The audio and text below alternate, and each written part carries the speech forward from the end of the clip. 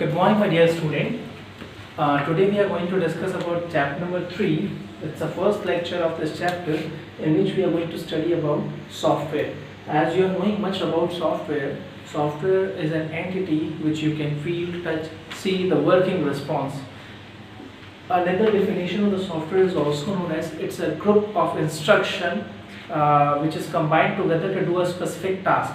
When a group of instructions are combined together to do a specific task is known as software. In computers, basically we have two types of software, that is system software and application software. Here I have written some of the examples of system as well as application software. This we will discuss. First of all, let us discuss about this. On the basis of this classification of software, we have divided software into two parts. First one is system software, second one is application software. Talking about system software first, these are the special software which are required for main uses of computer system. Means any of the technical device, any of the computer device you are using and you want to use that properly, you want to function it well, you need system software.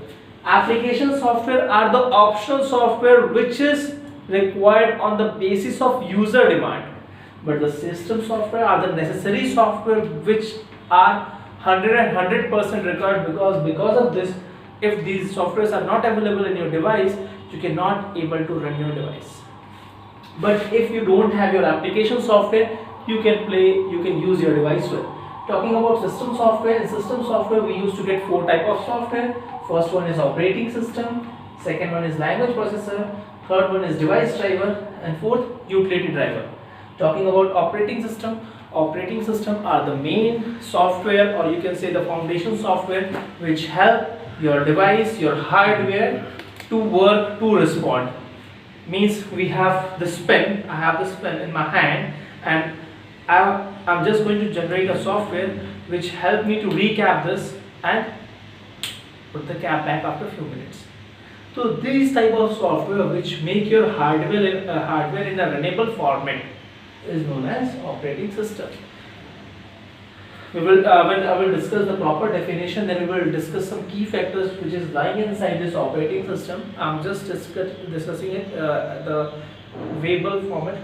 Just talking about language processor. Language processor are the software which work for the language convergence.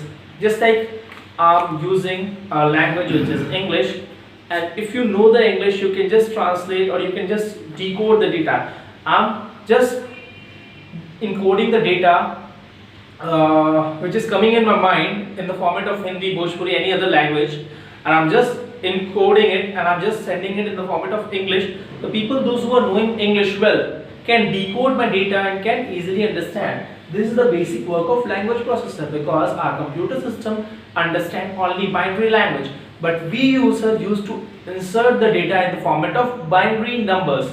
So the use of language processor is to convert a user defined language into a machine language and machine defined language into user language.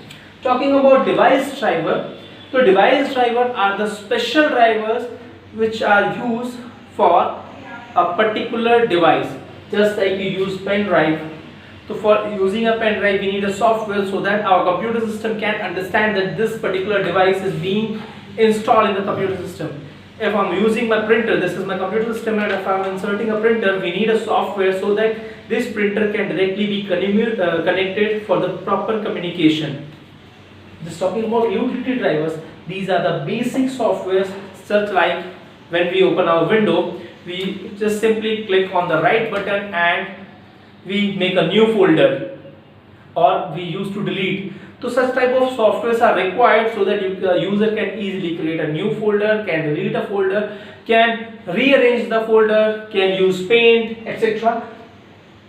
Again, system software are those software which are pre-installed in the computer system and are the important software for the proper communication of computer system, are must required for the user. Operating system, we are knowing the basic installation of for proper runnable condition of the hardware. Language processor for communicating between user and computer system. device driver for the proper device connectivity, and utility driver for the basic working and experience of the user. Talking much more about application software, these are the software which are also required as per user demand, but if these softwares are absent, user can do his task well. Just talking about application software, basically it is divided into three parts: general purpose software, specific purpose software, and customized software. Talking about general purpose software, these are the software which are basically installed in each and every computer system, just like MS Office. The person who is having a computer system is generally using MS Office, VLC Media for their proper uses, because they want to see the video, they want to work on the computer system, so they are using this. These are the general purpose software which are being available for each and every user. Specific purpose, these specific purpose softwares are being installed in the computer system which are designed to do a specific task. Just like if you will go in a bank, so there you're going to see VLC and MS Access, etc. But you will also get an additional software which will be important only for the bank users. If you're going to a company where the account work is going on, there you're not going to see that person is sitting and watching the videos on VLC, etc. What he will do, he will having a specific software which is known as Tally for accounting management, and he is working on it. So these type of software are specially designed to make certain amount of specific tasks. Talking about customized software, these are the software which is designed according to the user views. As funny example I have, let's suppose you are buying a phone and I'm removing your Android version. Then what is there? It means you're buying a set of box hardware which is having no device. You're not going to buy that. But if I'm giving you a phone with system software, but PUBG is not installed in that, so you can use the system. That PUBG application is an application software which user used to install for his specific purposable task, because you want to play that game, so that's why he's installing. But if I'm not installing the Android version or Android suite, so you cannot use that particular phone become a part of a hardware or a device which is none of our use. Just talking about some examples. So operating system examples are clearly mentioned here. Windows, any Windows operating system, you can go from XP or 2002 Windows 10, Linux, Unix, Mac, Android. Mac is basically used for Apple. Language processor, COBOL processor, Quadrant processor, many more we have.